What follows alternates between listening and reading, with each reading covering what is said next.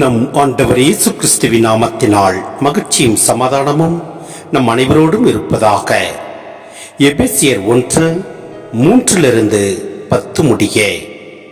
நம் ஆண்டவராகிய இயேசு கிறிஸ்துவின் தந்தையும் கடவுளுமானவர் போற்றி. அவர் விண்ணகம் சார்ந்த ஆவிக்குரிய ஆசி அனைத்தையும் கிறிஸ்து வழியாக நம் மீது பொழிந்துள்ளார்.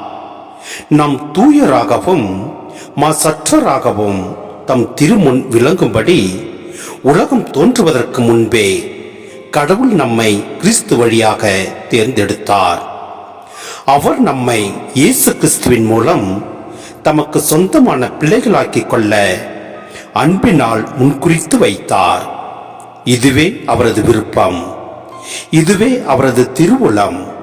இவ்வாறு தம் அன்பார்ந்த மகன் வழியாக நம்மீது ஒப்புயர்வற்ற அருளை பொழிந்தருளியதால் அவரது புகழை பாடுகிறோம்.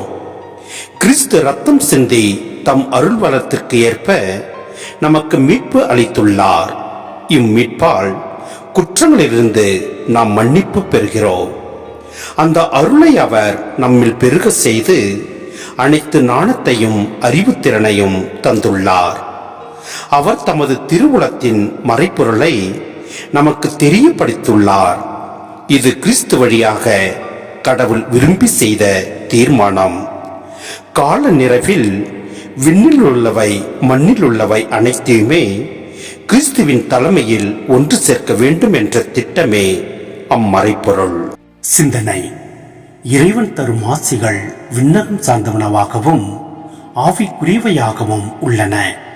இறைவன் தரும் ஆசிகள் நாம் மண்ணகத்தில் பெறும் பொருட்கள் போல் விரைவில் அழியக்கூடியவை அல்ல, என்றும் அழியாத மீட்பு, இறைவனின் பிள்ளைகளாகும் உரிமை, மன்னிப்பு முதலியவற்றை குறிக்கின்றன. கிறிஸ்துவின் இறப்பின் வழியாக இறைவன் நமக்கு மீட்பையும் மன்னிப்பையும் கொடையாக கொடுத்தது இங்கே சுட்டி காட்டப்படுகிறது. மீட்பும் மன்னிப்பும் கிறிஸ்து வழியாக இறைவன் நிகழ்த்திய மாபெரும் திட்டத்தின் பயன்கள். இதன் வழியாக மனிதர் இறைவனின் குணங்களான ஞானம், அறிவுத்திறன் முதலியவற்றை உடைமையாக்கி இறை திட்டத்தை அறியும் பேறு பெறுவதால் இறைவன் புகழுக்குரியவர். இறைவன் தமது திருவுளத்தின் மறைப்பொருளை நமக்கு தெரியப்படுத்தியுள்ளார். எனவே அம்மறைப்பொருளை நாம் உணர்ந்து அதன்படி நாம் வாழ முயல்வோம். எல்லாம் வல்ல இறைவன் நம்மை நிறைவாய் ஆசீர்வதிப்பார். ஆமேன்.